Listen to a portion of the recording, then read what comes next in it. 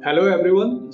आज का टॉपिक है हमारा ओवर थिंकिंग के ऊपर। इमेजिन करो आप है ना, रात को सोए हुए हो और अचानक से आप जागते हो और अपने वॉल सीलिंग को देखते रहते हो। आपका हार्ट बीट बढ़ा हुआ है, आपके माइंड में प्रोजेक्टर आपका चल रहा है कि काश हम कोई और डिसीजन लेते अपने पास्ट में तो आज हमारा रियलिटी कुछ डिफरेंट होता। और इसके कारण आपका पूरा बॉडी स्वेट कर रहा होता है रात में। तो इसे ही हम लोग है ना ओवर थिंकिंग और पैनिक अटैक्स कहते हैं। तो आज हम लोग देखेंगे कि है ना ओवर थिंकिंग होता क्यों है। तो ओवर थिंकिंग दो चरणों में होता है। एक को कह सकते हैं रूमिनेशन पार्ट, मतलब फ्यूचर ओरिएंटेडनेस ओवर थिंकिंग। जब हम किसी भविष्य काल को देखते हुए कुछ भी चीज सोचते हैं कि चीजें वैसी होनी चाहिए जैसी हम चाहते हैं, तो उसको हम लोग रूमिनेशन कहते हैं। और जब हम लोग वर्तमान काल के अकॉर्डिंग जब ओवर थिंक करते हैं तो उसको हम लोग वरीइंग कहते हैं। तो इन दोनों में होता क्या है बेसिकली, तो देखा जाए जब हम लोग है ना पास्ट ओरिएंटेड ओवर थिंकिंग करते हैं तो उससे ओवर थिंकिंग जो जन्म लेता है वो क्रॉनिक रूप से सैडनेस में बदल जाता है, एम्प्टीनेस में बदल जाता है, कॉन्फिडेंस लूज हो जाता है आपका, कुछ किसी भी चीज में मन नहीं लगता, आपको लगता है कि क्या ही है भाई लाइफ।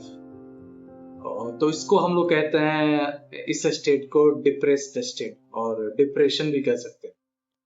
दूसरा जो चरण है ओवर थिंकिंग का जो हम लोग बात कर रहे थे रूमिनेशन का, वो अगर बार बार चलता रहे तो उससे होता क्या है कि आ, हम लोग फियरफुल हो जाते हैं कुछ भी चीज ट्राई करने के लिए। अननोन डर है ना सताए हुए रहता है, फियर ऑफ जजमेंट रहता है कि ना कुछ भी ट्राई नहीं करे। तो ये जब बढ़ते जाता है तो इससे एंजाइटी पैदा लेता है। तो एक एक करके हम लोग देखेंगे कि है ना कि ओवर थिंकिंग के कितने पार्ट्स हैं और इसको हम लोग हैंडल कैसे कैसे कर सकते हैं। तो सबसे पहले तो मैं बात करूंगा कि जब भी ओवर थिंकिंग हो तो इसको हम लोग दो चरणों में सॉल्व कर सकते हैं। एक तो होता है कि लीडरशिप स्टाइल में इसको सॉल्व कर सकते हैं, जिसको कह सकते हैं कि आउटवर्ड पर्सपेक्टिव, कि आप है ना क्लैरिटी देखो अपने एक्शन में, स्ट्रेटजी बनाओ और इसको सॉल्व करो। और दूसरे लेवल में भी इसको सॉल्व करना बहुत जरूरी है जो डीपर है और जिसको कह सकते हैं सेल्फ मास्टरी पाथ, कि आप अपने इमोशन को रेगुलेट करना सीखो, आप अपने इमोशनल इंटेलिजेंस का रेजिलियंस बढ़ाओ, आप अपना इंटेलेक्चुअल कैपेबिलिटी बढ़ाओ, आप अपने एफर्ट इस तरह से दो कि आपका आउटकम के प्रति कोई भी समर्पण नहीं रहे, आउटकम ओरिएंटेड कोई काम नहीं रहे, आपका बस रिस्पॉन्सिबिलिटी ओरिएंटेड काम रहे। और चौथा आप कह सकते हैं कि आप ब्रेथ वर्क करना सीखो। Even a simple meditation is going to work, but there are different kind of meditation. So let's examine the leadership way of handling the overthinking first. So whenever the overthinking is happening, suppose someone is overthinking about, okay, if I would कि अगर काश मैं ज्यादा मेहनत किया होता तो आज मैं बिलियनियर रहता। तो आप ये देखो कि ये जो अभी आप सोच रहे हो, जो आपके पास्ट के कॉन्टेम्पररी रियलिटी था, उस समय आपने बिलियनियर होने का जो गोल पाला था उसमें आपने अपॉर्चुनिटी कॉस्ट को देखा था कि नहीं, या सिर्फ गोल को फैंटेसी के रूप में देख रहे हो? क्योंकि अगर आप गोल को सिर्फ कोई भी डिसीजन को अगर फैंटेसी के रूप में देख रहे हो, तो लोग तो बहुत सारी चीजें करना चाहते हैं। बड़ी गाड़ियों में घूमना चाहते हैं, कोई वाइज बन जाना चाहते हैं, कोई वेल्थ क्रिएटर बन जाना चाहते हैं, कोई लीडरशिप में जाना चाहते हैं। तो सिर्फ चाहने से नहीं होगा। आप देखो कि आप दो पिक्चर आप देख पाते हो कि नहीं, एक तो गोल का और उसके पीछे होने वाली मेहनत का और एफर्ट का। तो ये क्लैरिटी आपको ग्राउंडेड रखेगा ओवरथिंकिंग में। दूसरा जो ओवरथिंकिंग का पार्ट है वो है कहने का मतलब प्रिपरेशन और एफर्ट। कहने का मतलब कई सारे लोगों से मैंने देखा है कि जो सोचते रहते हैं बिजनेस डिसीजन, करियर डिसीजन और फेलियर डिसीजन किसी भी चीज में, कि अरे मेरे से ये नहीं हो पाया, और ओवरथिंक करते रहते। तो अपने आप से पूछो, क्या आपने उस लेवल का एफर्ट दिया था कि नहीं दिया था? अगर जब आप ये पूछोगे अपने आप से कि उस लेवल का एफर्ट था कि नहीं था, तो ये भी आपके ओवरथिंकिंग में मदद करेगा। It is going to help you mitigate the overthinking. क्योंकि जब आप ग्राउंडेड रहोगे कि जब मैंने एफर्ट दिया ही नहीं उस लेवल का, तो ओवरथिंकिंग जनरली होगा ही नहीं। और तीसरा है परफेक्शनलिज्म और आइडियलिज्म। जब भी हम लोग है ना आइडियलिज्म को चेज करते हैं, तो हम एक तरह के है ना मॉन्स्टर को क्रिएट करते जा रहे हैं, माइंड मॉन्स्टर को।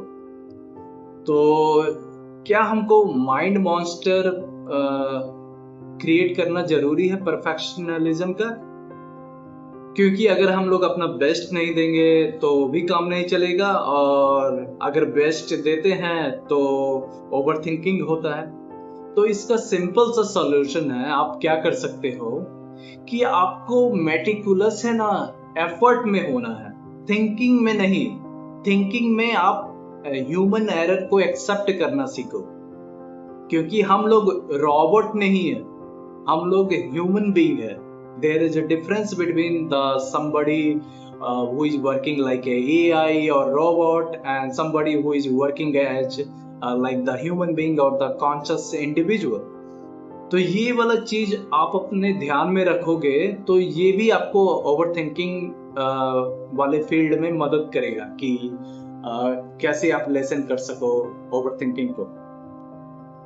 चौथा जो पार्ट है ओवरथिंकिंग का, वो है अनसर्टेनिटी और एम्बिग्यूटी का पार्ट। चलो आप है ना one of the most impactful people हो, आपका ब्रेन शार्प है, सारी चीजें अच्छी से चलती है, मगर आप है ना ब्रेन मॉन्स्टर लेकर घूम रहे हो अपने आसपास। जब भी कोई भी आइडिया आपसे डिसएग्री करता है तो आपका whole system is going to heat up. Redness of the skin आपके चेहरे में दिखना लगता है, डिसएग्रीमेंट होता है तो पैनिक लेवल बढ़ जाता है। तो ये देखो कि आप है ना आप अपने माइंड को, या इमोशनल इंटेलिजेंस बोलो या इंटेलेक्चुअल इंटेलिजेंस बोलो, ये आप सरेंडर नहीं करना चाहते कॉस्मिक इंटेलिजेंस से। आप चाहते हो कि मैं ही लीडर हूं इस सारे संसार में, और ये थॉट प्रोसेस ओवरथिंकिंग को सबसे ज्यादा फ्यूल करता है। तो आप इसको सरेंडर करना सीखो कि आप नहीं हो, इवन दो कि हाईएस्ट माइंड है, they know their capability and their weakness, even though they are the very impactful, they at least know their position well. तो आप कॉन्फिडेंस पालो, मगर ओवर कॉन्फिडेंस मत पालो। कॉन्फिडेंस होता है एफर्ट को देखते हुए, ओवर कॉन्फिडेंस होता है आपके सर पे चढ़ने वाले कॉन्फिडेंस को देखते हुए। तो इनका ध्यान रखो तो इससे ओवर थिंकिंग नहीं होगी। 5वां पार्ट है, 5th पार्ट है फियर ऑफ जजमेंट। जितनी भी ओवर थिंकिंग होती है सारा का सारा कोर एस्पेक्ट है ना फियर ऑफ जजमेंट से चलता है। क्योंकि दुनिया मटेरियलिस्टिक वर्ल्ड है ना, दो चीजों से चल रहा होता है, या तो रिलेशनशिप से या तो डिजायर ऑफ बीइंग इम्पोर्टेंट से। तो डिजायरेबिलिटी और बीइंग इम्पोर्टेंट को कभी अपना फैक्टर मत बनने दो, क्योंकि अगर तुम ट्रेंड को फॉलो करोगे maybe you are going to become the most influential people, but impactful people नहीं बन पाओगे। इम्पैक्टफुल पीपल रहोगे तो तुम्हारे भीतर कामनेस रहेगा, पावरफुल ऑरा रहेगा। इवन कि 2 बंदे आपको सुन रहे हैं मगर वो समझ जाएंगे कि आप किस टाइप के, किस लेवल के व्यक्ति हो। तो इन्फ्लुएंस चेंज कभी मत करो, इम्पैक्ट चेंज करो आप। और फियर ऑफ जजमेंट से दूर रहो। जजमेंट अच्छी चीज है बट कॉन्शियस जजमेंट आप अपने आप को दो, हर किसी का जजमेंट अपने आप को मत दो। तो ये था आज का इंसाइट। तो अगर आपको कुछ प्रॉब्लम हो रही है इस फील्ड में, ओवर थिंकिंग में, तो आप हमें रीच आउट कर सकते हैं, क्योंकि मेरे अकॉर्डिंग सिर्फ नॉलेज होने से कुछ नहीं होने वाला। आप एक स्टेप आगे बढ़ो और एग्जीक्यूट करो अपने ग्रोथ एंड प्रोडक्टिविटी के लीडर के तरफ। तो टिल देन आप सभी को ढेर सारा प्यार और बाय।